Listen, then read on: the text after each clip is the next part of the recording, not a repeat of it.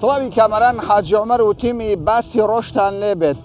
ئەم جارە هاتووینەتە بەنداوی دوکان کە یەکێکە لە گرنگترین بەنداوەکانی کوردستان و عێراقیش. ئەم بەنداوەکە لەلایەن کۆمپانیایەکی فەڕەنسی لە ساڵی 1954 بۆ 1959 کاری تێدا کراوە. یعنی تەمەنی ئەم بەنداوە زیاتر لە 6 ساڵ دەبێت. گرنگی ئەو بەنداوە بۆ کەرتی کوشت و کاڵ بە تایبەت عێراق، کەرکووک، خوارەوەی کەرکووک هەموویان سوودی لێ دەبینن، گرنگێکی زۆری هەیە. بۆ بەرەمێنانی کارەبا سوودێکی زۆری هەیە.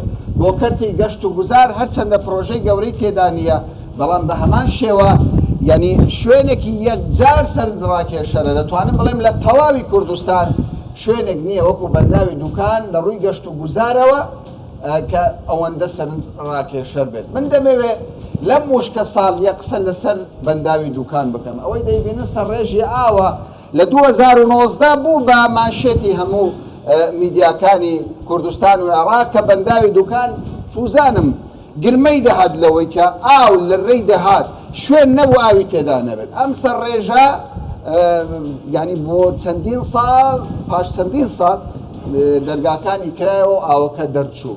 من لەگەڵ کاک کۆچەر بەڕێوەبەری بەنداوی دوکانە، لەگەڵ کاک بەکر بەڕێوەبەری بەرهەمهێنانی وەزگەی کارەبای دوکانە قسە لەسەر بەنداوی دوکان دەکەین. تەمەنی ئەو بەنداوە، دۆخی ئەم بەنداوە. کاک کۆچەر سڵاوت دەبێت، کاک بەکر سڵاو لە بەڕێزیشتان. سڵاوەوە. من دەمەوێت جارە بزانم لە وشکە ساڵیەوە دەست پێ بکەین. لە بیرمانە ئەو سەرڕێژە ئاوی بەسەر ڕۆی. بەڵێ. ئێستا چەند مەترێک ئاو لە ژێرەوەیتی. وشکە ساڵی چ زیانێکی پێگەیاندووی؟ دۆخی ئاو چۆنە؟ بەڵێ. ساڵی 2019 وەک جەنابەت باست کرد، ئەو ساڵە ساڵێکی لافاو بوو. ئەوە بوو کە ئاستی ئاوەکەمان زۆر بەرز بووە، لەوێ سەرڕێژی کرد. واتە لە سەرو ئەوێشەوە نزیکی 82 سانتیمەتر سەرو ئەوەشەوە بوو. ئەم ساڵ کە ساڵی 2021 ساڵێکی وشکە ساڵە، واتە لە ماوەی 2 ساڵدا لە لافاوە چوینەوە بۆ وشکە ساڵ.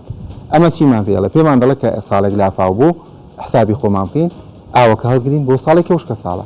ئەم ساڵ بەرزترین ئاستی ئاوەکەمان کە ساڵانە لە مانگی 6 دارە و بەرزترین ئاستی ئاوەکەمان لە 26 سێدا بوو. گەیشتینە 409 مەتر لە ئاستی ڕووی دەریاوە. لەو کاتەوە تاوەکو ئێستا نزیکی مەتر و 70 سانتیمەترمان دابەزاندووە.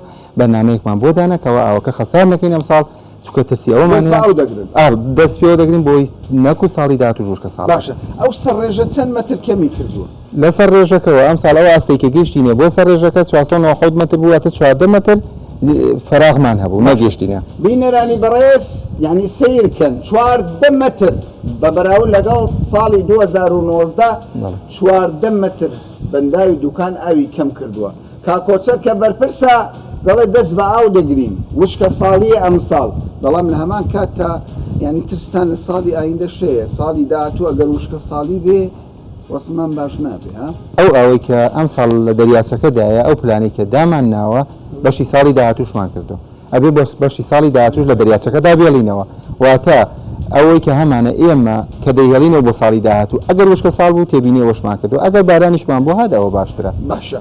ئێستا چەند دەرگاتان کردوتەوە بۆ ئەو؟ ئێستا بە هاوکارانمان لە وێزگەی کارەبای دوکان کە زۆر هاوکارن بە سوپاسەوە، ئەوە تەنها یەکێکە ئیش پێ دەکەن لەسەر داوای ئێمە، تەنها بەشی یەکێکە ئەو بەڕێ دەکەین لەم کاتەدا. باشە. کاک کۆچەر 6 ساڵەوە بەنداوە کەوتۆتە بواری خزمەتگوزاری. بەڵێ.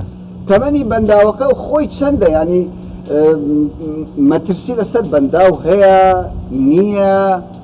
کاکەمەران بەنداوی دوکانێکێکە لە بەنداوە گەورەکانی جیهان، یەکێکە لە هاوشێوەی بەنداوی هوڤەردامە لە ئەمریکا. ئەمە کە دروست کراوە وەک باست کرد لە پێشەکێکەدا لە 54 بۆ 59 شەریکەی فەڕەنسی جێبەجێ کردو، بەڵام دیزاینەرەکەی ئەوەی کە سەرپەرشتی کردو شەریکەی بەریتانی بۆ لەو سەدەمادا باشترین شەریکاتی جیهان بوون لەو کاتەدا. ئەم بەنداوە کەوا تەمەنی 6 ساڵە تا ئێستا لە جێگەی خۆی داوەستاوە، ئیش دەکە، بەڵێ چاکسازی پێویستە، بەڵێ پارەی پێویستە و بودجێ پێویستە، بەڵام تا ئێستا کێشێکی وا گەورەمان نیە لە بەنداوی دوکاندا. لەوانەیە 40 ساڵی داهاتوو شەر کێشەمان لەگەڵی دانەبێ و بمێنێتەوە. کاک کۆچەر من دەزانم کاک بەکر کە بەرپرسی وەزگەی بەرهەمهێنانی کارەبایە ئەمە سوودێکی هەبووە، بەڵام لە ڕووی سوودەکانی تر سامانی ماسیە، کشت و کاڵە، گەشت و گوزار، سوودەکانی تری بەنداو چییە؟ بەنداوی دوکان کاتی خۆی کە دروست کراوە لەسەر زەی بچووک، لەو کاتەدا یا سەبەبی هۆی سەرەکیەکەی ئەوە بۆکەوە کۆنتترۆلی ئەو لافاوە بکە کە لە وەزی لافاودا بەزی بچووکدا ڕۆیشتۆی لە خواروی بەنداوەکەدا زەرری گەیاندۆ، زەرری بە شاری بەغدا گەیاندۆ لەو کاتەدا. یەکێک لە هۆیەکانی ئەوە بۆکەوە کۆنتترۆلی ئەو لافاوە بکە لە دوای ئەوەدا گەری لەسەر بەغدا هەیە بەڵێ ئەمە تێکەڵ بە دیزلە دەبێتەوە دەڕوا لێرەوە دەڕوا لە ناوچەی پرس سەر و تکریتەوە شاری تکریتەوە تێکەڵ بە ئاوی دیزلە دەبێتەوە ئاوەکە بگرینەوە بەڵێ ئاوی بەغدا کەم دەبێت ئەگەر ئاو زۆر بەردەینەوە لێرە زۆر بڕ ئاوەکە بیگرینەوە ئاوەکە تێکەڵ بە دیزلە بێمە بیگرینەوە بەڵێ تاسی لە دیزلە دەکات ڕووباری دیزلە دەکات ڕووباری دیزلەش تا باشوور عێراق دەڕوا تا شەرقی العەرەب دەڕوا یعنی کورد کارتێکی هەیە بەڵێ کاتێکمان پێیە دوکان کارتێکە لەسەر ئاوی بەغدا بەڵێ بەس ئەو کارتە ئێمە تا ئێستا ئەو بیرمان لەو کاتە نەکردوێتەوە کارتێکە لە دەستمان بەڵێ لە دەستمانە طبعا دوای ئەوە بۆچی کراوە بۆ ئەوە کە ئاودێری ناوچەی کەرکووک و حەویجە ئەو شوێنانی پێ بکرێت دوای ئەوە بۆ کارەبای پێ بەرهەم پێهێنرێ و هەروەها وەکو سامانی ماسی و ناوچەیەکی گەشت و گوزاریشی دروست کردو ئەمانە بێزگە لە ئاوی خواردنەوە ئێستا ئاوی خواردنەوەی شارەکانی سلێمانی و شارۆچکەکانی کۆیە و چەمچەماڵ و شاری کەرکووکیش دابین دەکات ئەم کۆمەڵە وای لێ کردوکەوە بەنداوی دوکان لەم شوێنە ئێمەداین بەنداوی دوکان دروست بکرێ و ڕێگە لەو ئاوا بگیرێ کە بڕاو لێرەدا هەڵبگیرێ بۆ وەرزە کە پێویستە باشە کاک بەکرد ینی کارەبای کوردستان لە ڕابردوودا بە تەواوەتی دەتوانم بڵێم وێزگەی دۆکان یەکێک لە وێزگارە گرنگەکان بووە کە لە ساڵانی ڕابردوو کوردستان پشتی پێبەستووە من حەز دەکەم بچینە وێزگەکە لەوێ گفتوگۆ بکەین بزانین دۆخی وێزگەکە چۆنە تۆڕبینەکان لە ئێستادا دۆخی چۆنەوە پێویستەکانی ئێوەش چیە لە خزمەتاندیان و فەرم دەچین و وێزەکەش ببین و باردۆخەوە سەر بکەینەوە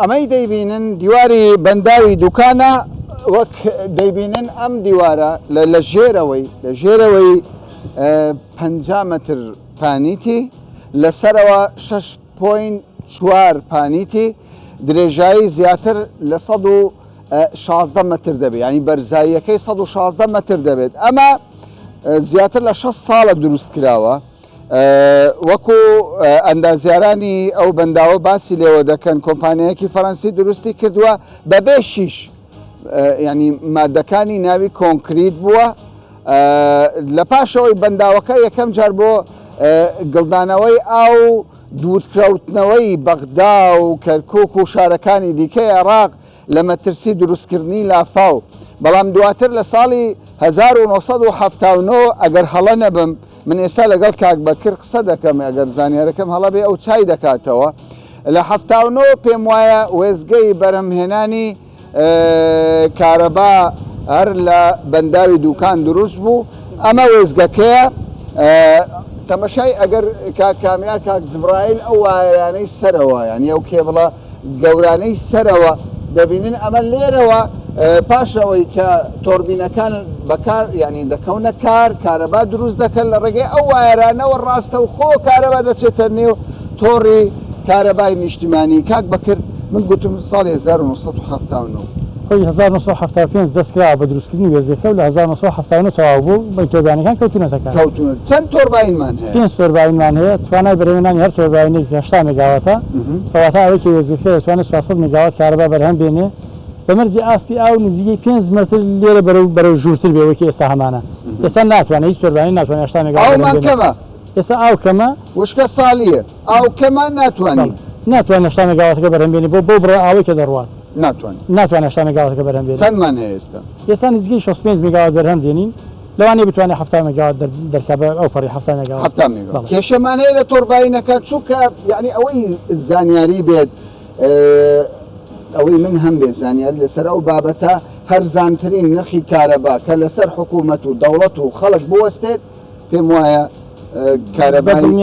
کارەبای کە لە وێزگەی کارەبای دوکان دەربەندیخان بەرهەم دێنرێت کارەباکە بە وزەی پاک حساب دەکرێت لەبەرەوەی هیچ دووەم ئۆکسیدی کاربۆن و هیچ پاشماوەیەکی زانبەخش ناکات لە ڕووی ژینگەوە کارەبایەکی بڵێن چۆن پاکترین وزەی کارەبایە لە ڕووی خەرجی لەسەر حکوومەتەوە حکوومەت دەسوتەمەنی بۆ دابین دەکات نە پێداویستی و ئەوەی کە لە وێزگەکانی بەرهەمهێنانی کارەبا بە سوتەمەنی لەسەری دەکەوێت لێرە ئەو خەرجیانە هیچی ناکات خەلەلیش نییە بڵێ بۆڕی تەقی کاکە بۆڕی ڕاستە خۆ تەنها شتێکی کاریگەری لەسەر وێزگە و لەسەر بەرهەمهێنانی کارەبا هەیە بریتێ لە بوونی ئاو نەبوونەکەی ئەوە ڕاستە خۆ بڵین بڕی کارەبا بەرهەمهێنانەکە دیاری دەکات لێوە شۆ داوازەکەی بەسەر بەشی کۆنتڕۆلمان هەیە دەڕۆینە بەشی کۆنتڕۆل. بارچینە بەشی کۆنتڕۆل بزانین ئێستا دۆخەکە چۆنە. فەرموو.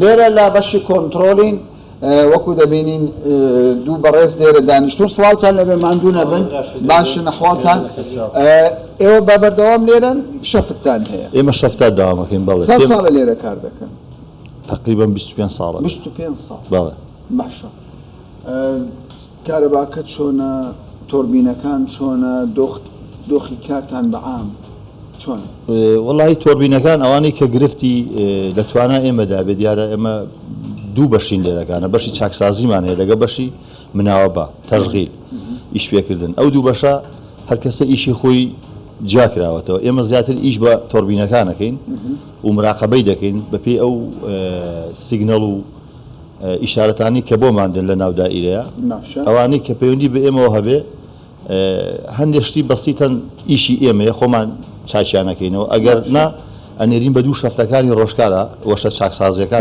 هەموو کەس کرێکاری خۆمان و ئەندازیاری خۆمان و زۆربەی شتەکان خۆمان هەمووی خۆمانە بەڵام ئەمە تەکنۆلۆژیایەکی تازەیە ئەگەر سیر بکەی یانە من وەکو دەبینم تەکنیکێکی تازەیە ئەوە لە هەشتاوە دروست کراوە لە هەفتاونەوە دەست بەکار بووە بەڵێ ئێستا مەزومەی زیاترە مەزومەی ئێستا هەستیارە بڵین بۆ هەندێک کە خەلەلێکە بیان گرفتێک لە شوێنێکە بێ زیاتر تەحدیدی دەکات ئەو شوێن شارەزابوونە بەڵێ بەڵێ ئێستاکانە بە شێوەیەکی گشتی کاربەنەکان ئیشی ئەوە کە ئیش کۆنتڕۆڵە یا ئیشی ئەلکترۆنیکە کاری تێکەن و بە سەرکەوتویش هەتا ئێستاکانە گرفتیان نەبوو چەندمان هەیە کارەبا ئێستا چەندەدا ئێستا بڵێن بە پێی ڕێژەی ئاوە بەڵام ئێستاکانە تۆربانێک لە ئیشایە و 65 میگاوات کارەبایەدا 65 میگاوات بەڵێ کارەبایەکی پوختمان دەدا کارەبایەکی پوخت و بێ کێشە دووەمیشان ئەمە دۆستی ژینگەیە ئەمە شتێکی ینی سوودی زۆرە یعنی بوونی ئەم جۆرە بەنداوە بەڵێ ینی لە هەموو ڕۆکارەوە سوودیە نەگاری لە ڕووی کارەبایەوە بەڵام بە تایبەتی لە ڕووی ژینگەوە ئەمە شتێکی نمونەیە ینی زۆر باشە ئەمان لە هەفتاونەوە لە هەشتا دیارە دەست بەکار بووە زۆر کەس دەڵێ کاکە ئەوە تەمەنی گەورە بوو و پیر بوو و کارەباکەی بەکەلک نایە و پێویستی بە نۆژەنکردنەوە و وێزگەی تازەیە ئەمە تا چەند ڕاستە زانی ئەم محەتانە محەتای لە ڕووی زانستیەوە محەتەی تەحسینی لۆدیان پێ دەڵێن ئەم محەتانی وەکو ئێمە محەتەی کارۆمایی ئەم بەسەرەتا تەکلیفەیان زۆرە کە دروست دەکرێن لە دوای ئەوە تەکلیفەیان نییە دەبێتە قازانج ینی هیچ وزەیەک سەرف ناکەین وەکو دیزڵەکان نین مەسەن گاز سەرفکەین یا بە غازیش بکە و ژینگەش پیس ناکە لایەنێکی تری باشی ئەم محەتانە ئەوەیە کە بە ئاسانی ئەتوانین ئیشی پێ بکەین ئێمە فترەیەکمان هەیە پێڵێن پیک لۆت ئەو کاتی کە لۆت بەرزە بێتەوە بەیانیان زوو کە خەڵ لە خەو هەڵەسێ کارەبای زۆر دەبێت ئێواران کە ئەچێتە ماڵەوە ئەو دوو فترەیە پێڵم پیکلۆت یعنی سبەینان و ئێواران ئەوە دەبێت تۆربانی تر یا بەرهەمی تریان بۆ زیادکەین ئەم بەرهەمانە لە محەتاتی بوخاریا لە محەتاتی نەوی زۆر قورسە چونکە چەند ڕۆژێکی لەوێ بۆی بتوانن ئەم وحدەی ئامادەکەن بەڵام لای ئێمە وانە یعنی ئەم محەتانە ئەم محەتی کارۆماییانە امتیازاتیان زۆرە بەسەر تەلەفۆنێک وێ بڵێ کاکە بەپەلە زوو تۆرباینێک ئیش پێ ئەو بەردەنەوە یەکسەریش بە 2 دقیقە ئەتوانین 2 دقیقەش کەمتر ئەگەر گرفتمان نەبێ بە گرفتمان نەبێت چکە ئێمە بۆ خۆمان بەڕاستی ینی بە 2 دقیقە تەلەفۆن بێ ئاویشمان هەبێ ئەومان بە 2 دقیقە 65 میگا وات کارەبای دیکە ئەمە جیاوازەکەی بەڵێ ئەمە ئەنی محەتەکانی بوخاری ئەوانەی کە من ئیشم لێ نەکرد بەڵامەوەی کە معلوماتم هەبێ چکە ئەوا بێ بکڕێن بگاتە تقریبا 90 دەرەجەی 900 دەرەجەی میئەوی ئەوان زۆری لێ ئەمە بۆیلەراتە تا بەڵام ئەمە وانە ئەمە کاتێک ئەتەوی ئیشی پێەکەی و لە فترێکی کەمیشە ئەتوانی بیکوژێنیەوە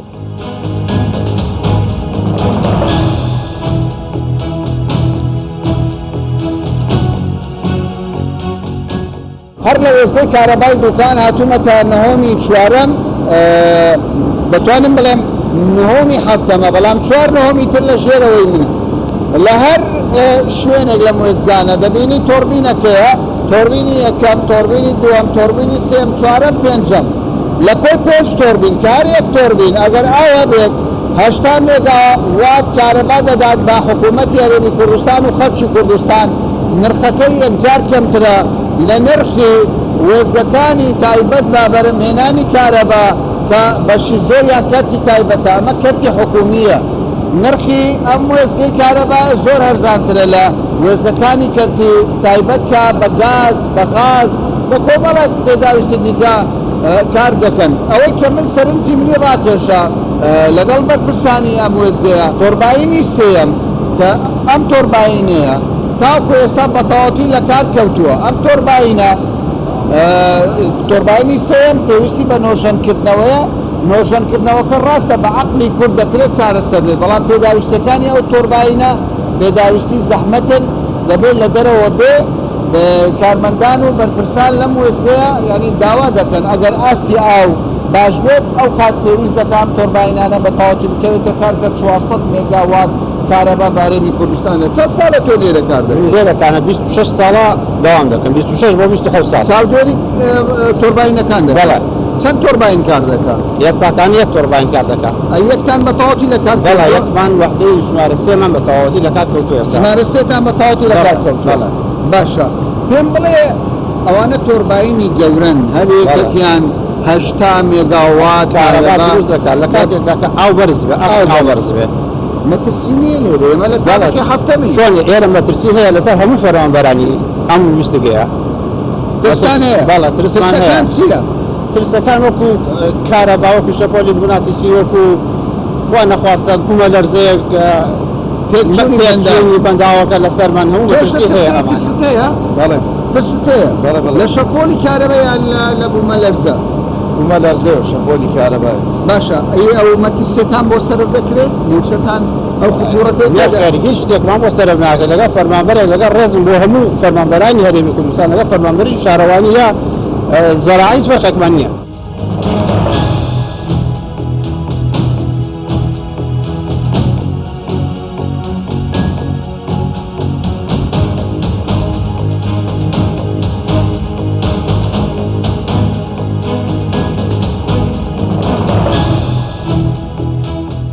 بەنداوی دوکان دەمەوێ ینی سەرنجی بینەران و تەواوی بەرپرسان لە وڵاتە ڕابکێشن سەرچاوەیەکی گرنگی داهاتی کوردستانە. ئێستا هەموو احتیمال لەسەر بەرهەمەکانی سوتەمەنیە، نەوتە، دەواازە سنووریەکانە، بەڵام بەڕاستی بەنداوی دوکان ئەگەر لێ نزیک بینەوە یەکێکە لە سەرچاوانە گرنگەکان بۆ بەرهەمهێنانی کارەبا بەدەر لە سوودەکانی کوشتتوکاڵی و گەشت و گوزار و لایەنەکانی دیکە. 1 کیلۆوات کارەبا بۆ 1 ساعت لە یەک کۆمپانیای ئەهلی کە حکوومەتی هەرێمی کوردستان دەکرێت 9 سنتە، بەڵام لێرە لە بەنداوی دوکان کە حکوومەتی هەرێمی کوردستانە لە بەرامبەر 1 کیلۆواتی کارەبا لە کۆمپانیاکی ئەهلی چبڕێک پارە نادا. داهاتەکەیەوە لە 80ەوە دەستی بە بەرهێمنهێنان کردووە، لە 80ەوە بۆ ئێستا 41 ساڵە بەردەوام کارەبا دەدات. بەردەوام داهاتی ئەو کارەبایە بۆ حکوومەت دەگەڕێنێتەوە، بەڵام چی بکەین بۆ پەرەبەن پرۆژەیە بدەین؟ کاک بەکرد پێم بڵێ ئەو پرۆژە وەندە گرنگە ئێستا 1 تۆربین لە کۆی 5 تۆربینیش دەکات بەوەی کەمی ئاو. چی بکەین دەوڵەمەندی بکەین؟ کوردستان پێویستی بە چییە تاوکو زیاتر بەرهەمهێنانی کارەبا لەم بەنداوە بەنداوی تریش بەدەست بێن؟ خۆی لە بنسینەدا بۆ پەرەپێدانی بەرهەمهێنانی کارەبا پێش هەموو شتێکی بدین خێکی بۆ دیاری پێ ئەو کارەبای کە بەرهەمی دێن لە وێزگەیە نرخێکی هەبێ، ڕقم حسابیەکی هەبێ لە وەزارەتی کارەبا، لە وەزارەتی دارایی.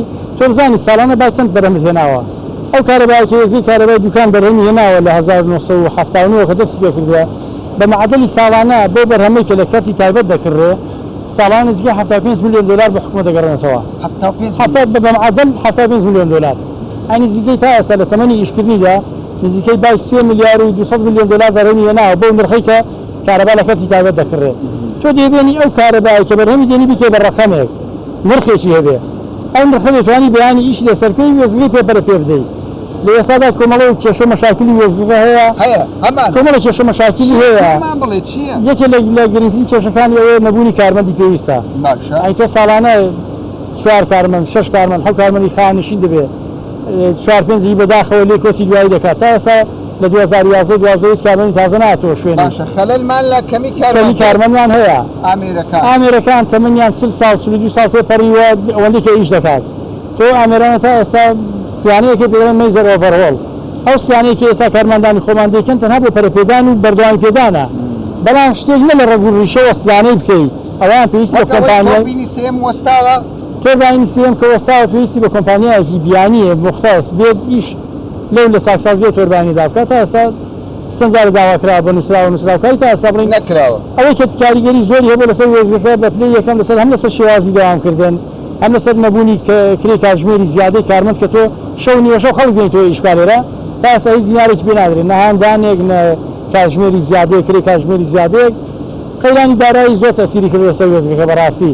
دواکەوتنی نووسەیە نەبوونی هاندانە نەبوونی کاتژمێری زیادەیە کرێ کاتژمێری زیادە تۆ شەو نیوە شەو کارمەند دێنیتەوە ئیشی پێ دەکەی لە بەرامبەردا هیچ شتێکی پێ نادەی ینی کابرا ساڵێک دوان چوار شەش تا ئێستا دینارێکان نەداوە بە کەس بەڵام بە هیچ شوێنێکی دنیادا سیستەم بۆ شێوە بەڕێوە نابرێت کەوای پێویستی بە چاوخشانەوە چاوخشانەوە بە شێوازی دەسەڵات پێدانەکانی شێوازی خەرجیەکانی شێوازی بەڕێوەبردنی وێزەکە لەسەر پێداخشانەوەیکی پێ بکرێت وێزگەکە پێویستی بە سیانەیەکی کە پێی دەڵێن مەیزەر ئۆڤەرهۆڵ واتە سیانەکردنی ڕەگوڕیشەی هەموو تۆربینەکان بە ڕەگوڕیشەوە سیانەیە دەکرێت یەک زار نوێ دەکرێتەوە بەلانی کە مەتەمەنی 20 ساڵێکە درێژ دەبێتەوە ئێمە وێزگەیەک 40 ساڵ 42 ساڵە ئیش دەکات ئەگەر بۆ شێوەیە ئێستا هەریشی بۆ بکەین بەردەوام وای لەبێ لە کوردە تەمەنی کورد دەبێتەوە خەرجی سیانەشی زیاتر دەکات ئینجا کارمەندی زیاتریشی پێویست دەبێت ئەوەی کە بینیمان ئەوە تەواوی کێشە و گرفتی بەنداوی دوکان بوو وەکو کێشەکانی کورد کردەوە لە کەمی کارمەند لە نەبوونی نوێژەنکردنەوەی تۆربینەکان و تا ڕادەیەکی زۆر وەکو دەبینرێ ئەگەر بێت وەزارەتی کارەبای ئیش لەسەر بەنداوی دوکان نەکات مەترسی هیچ ئەوە لەسەر ژیانی کارمەند ئەگەر بێت وەزارەتی کارەبای حکوومەتیێرانی کوردستان بەجددی چاوخشانەوەیەک لەسەر ئەدای کاری چالەشیەکانی بەنداوەکانی دوکان و تەنانەت بەربەندیخانیش نەکات ئەمە کە دوو وێزگە و دوو داهاتی گرنگی هەرێمی کوردستان لە ڕووی کارەبا و لە ڕووی داهاتی پارەوە ئەوە لە داهاتوێکی کەمدا بەم شێوەیە بڕوات داهاتەکە کەم دەبێت و بەنداوەکانیش بەرەو لاوازی دەچن ئێمە لە ڕێگەی ئەم بەردامەوە داوا لە وەزارەتی کارەبا و تەنانەت ئەنجومەنی وەزیرانیش دەکەین ئەم سەرچاوە گرنگە داراییەی کوردستان ئەم سەرچاوە گرنگە کارەبایی کوردستان بپارێزرێت و ئومێد دەکەین لە داهاتوودا بەرپرسان لە وڵاتە بەدەن داواکاری بەرپرسانی کارەبا لە دوکان و دەربەندیخانیش بکەون وا بکەین بە نرخێکی کەم کارەبایەکی باشتر بۆ خەڵکی کوردستان و هەرێمی کوردستان دابین بکەین تا باسێکی دیکە و بابەتێکی دیکە بەخواتان دەستێت